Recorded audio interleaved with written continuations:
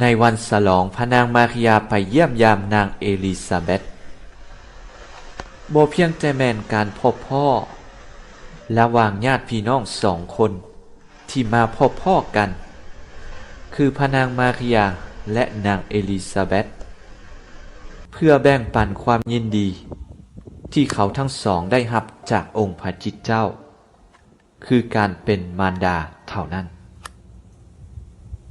แต่ยังแม่นการพบพ่อระหว่างพระเจ้ากับมนุษย์อีกด้วย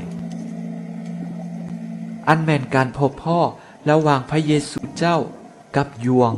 ในอุทธรของนางเอลิซาเบธ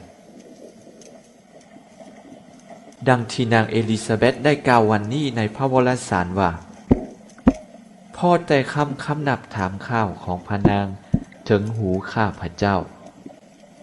บุตรในอุทธรของข้าพระเจ้าก็เน่งติงด้วยความยินดี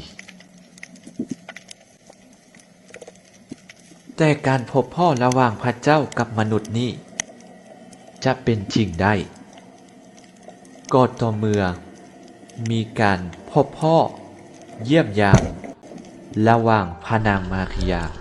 และนางเอลิซาเบธหรือว่าอีกอย่างระหว่างมนุษย์ด้วยกันและสิ่งสำคัญที่สุดในการพบพ่อนี้คือความเชื่อถ้าบ่มีความเชื่อแล้วนางเอลิซาเบธและยวงก็จะบ่ฮู้จักการประทับอยู่ของพระเยซูเจ้าในอุทธรของพระนางมาริยาส่วนพวกเฮาเด